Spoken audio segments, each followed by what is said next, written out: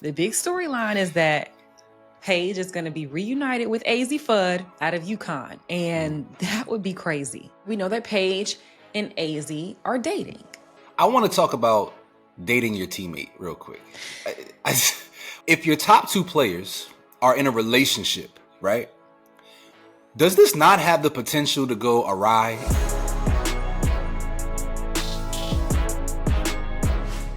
After an abysmal 2025 WNBA season, Dallas Wings have won the honor of getting the number one draft pick in the 2026 WNBA Draft. Now, they did have the Rookie of the Year. Paige Bueckers played absolutely insane this past year, but it didn't mean anything because they stunk like chitlins. Samaria, what are your thoughts on the Dallas Wings winning the number one overall draft pick? You know, you need this. It's really given Indiana the last couple of years, how they were able to kind of get some really quality picks. Even Washington has also had some good quality picks in the last couple of seasons, and you can build a core around that. It's some storylines, though.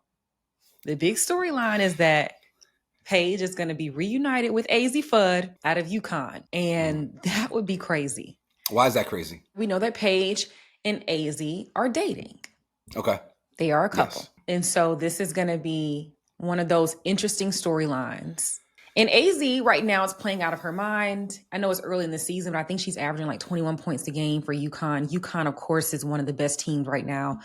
So, I mean, getting someone like that for Dallas, I think they probably still need some more more pieces, but I think that that's still a really good get. I want to talk about dating your teammate real quick. Okay, and then we're going to get in the mock draft.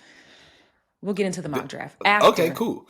So if your top two players are in a relationship, right? Does this not have the potential to go awry in the event that the relationship ends or there's tension between the two?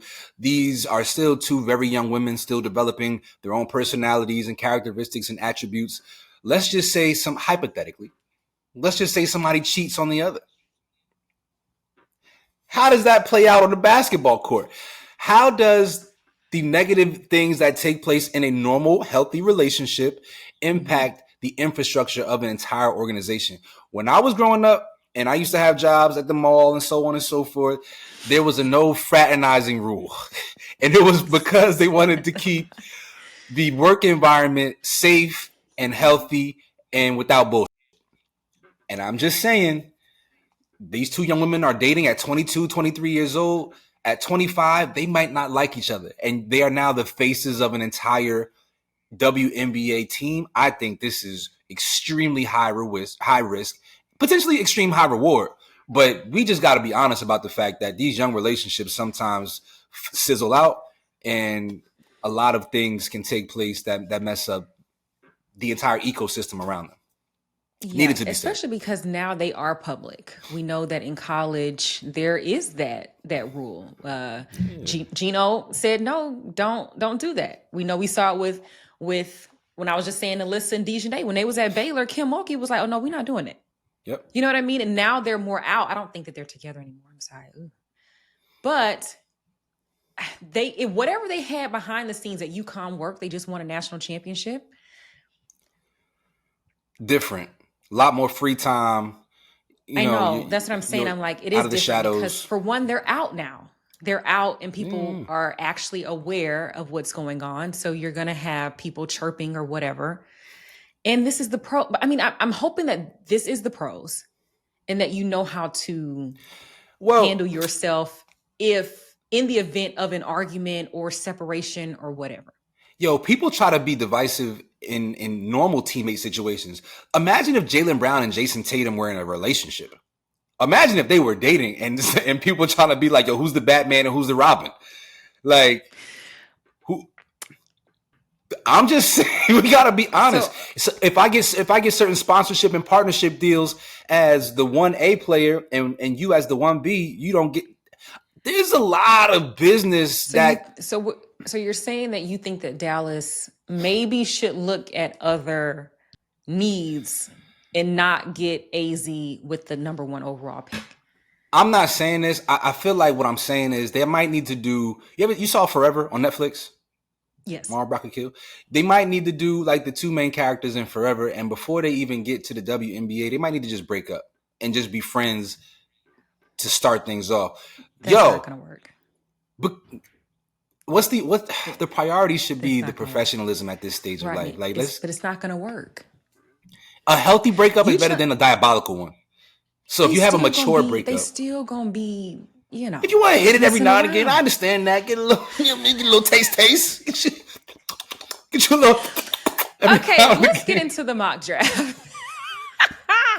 Let's get into the mock draft. Okay, so obviously we know that according to this ESPN mock draft, Azzi Fudd is going number 1 overall to the Dallas Wings. Like I mentioned, she's averaging 21 points, 51% right now shooting. That's crazy. 54% from 3. My God, girl, what are you doing? Minnesota has the number 2 overall pick. They're projected to get a center from Spain. She's 6'4". Seattle has the number 3 pick. And according to this mock draft, they're going to get Olivia Miles, who is now at TCU. What do you think about that? Yeah, you know what? To be honest, I was watching so much Hannah Hidalgo, who hit a game winner this weekend. She went crazy. So I haven't even tapped into TCU quite yet. And you know what? Olivia and Hannah are both from Jersey. So I salute to them. Whatever happened. It doesn't matter. So it's hard for me to give I don't want to just be talking out my ass. So I haven't seen what Olivia Miles looks like outside of the infrastructure of Notre Dame yet. So until I do, I want to reserve the right to make a comment on that. And she does. Well, we saw that her and Hannah had a little rift. You know, that allegedly some things happen in the Seattle locker room sometimes. So as long as she can hold her own up there, yeah, you know, or she's kind of point. quiet. So I don't know. You know, personalities are really important when you think about draft picks. I don't think that people think about that. But they have some very strong personalities. Yes. Yeah, with Skylar. Yeah, NECA. Okay, so the Mystics have the 4th pick, and they are projected to get Lauren Betts, center out of UCLA. I didn't even realize she was 6'7". My God. She's a mountain. She's a mountain of a woman. Yeah. She's really good.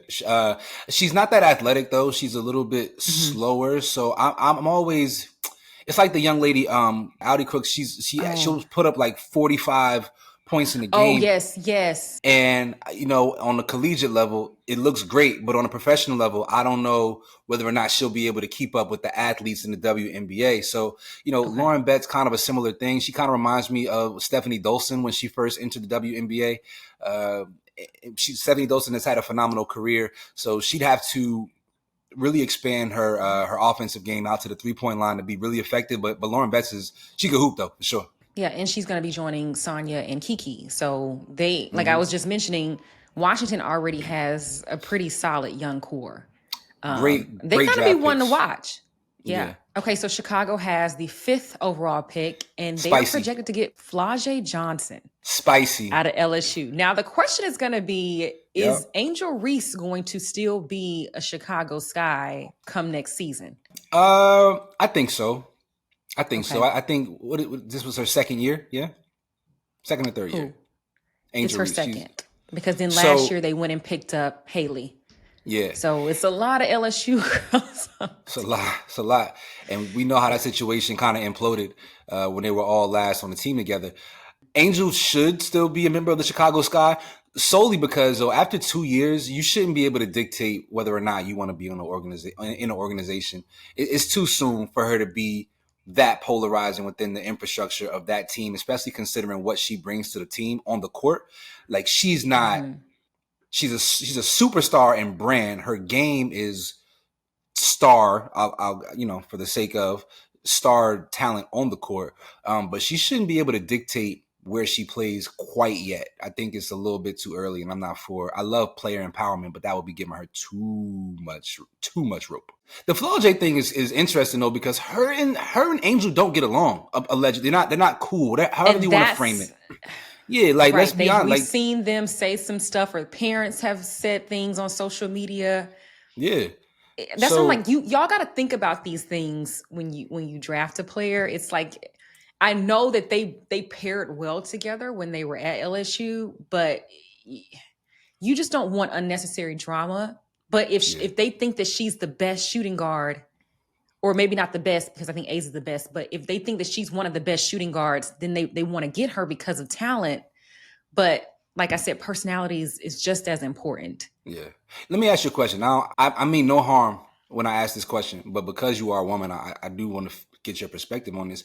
Do you feel like women are more or less likely to have static and let static like really exist between them in a professional locker room environment? I really don't know.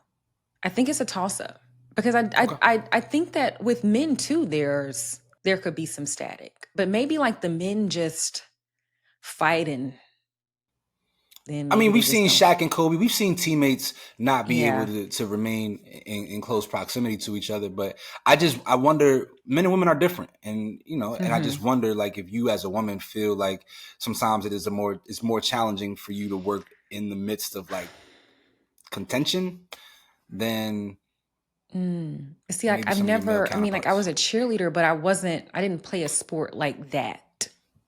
Well, that's You not a know what I sport, mean? Like but it okay. was, you heard me say like that.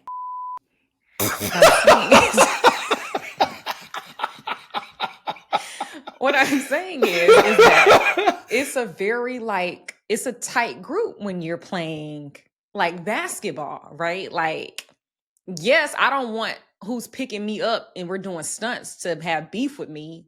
I don't want that because they could drop me. That's the Yeah. whole thing. But I just think that it's just more important when it comes to like basketball. Like you really have to like leave it in the locker room. Like, you know what I mean? Yeah. Like, Keep it real culture, man. Costing people opportunities. We got to stop with the keep it realness of it all. Let's get back to playing politics, especially when you are somebody of stature and promise. Like I you agree. can't operate the same way as the person who's working at FedEx and UPS when you're about to be drafted into a league and you're a part of a 1% of the population who gets to do so. You got to carry it a little bit differently. And I think we need to do a better job of ingraining that into the minds of young people, especially, but even their Yes. parents, because it gets a little Yes. crazy out here Ooh. sometimes. Yeah, we need to Yep. go back to the days of media training. And that's with anything. I mean, literally anything. All of our Yep. superstars right now have no media training. That's across all sports, artists, musicians, whoever. Like, we need to go back to the days of you going to camp and preparing yourself for the media. Yep. But anyway, you all drop down in the comments and you let us know your thoughts on the Dallas Wings once again getting the #1 overall pick. Should they get Azzi? Or is that a little questionable? Is I it don't too know. We're gonna have spicy? to. Ask the damn question, Samaria. Is it too spicy to have your top two players be lovers? Is that a recipe for disaster? Y'all let us know your thoughts in the comment section. And then after you do that, you go ahead and click that link in our bio because we got us a little newsletter that's going to keep you up to date on all things going on in the world of sports. All right now? All right.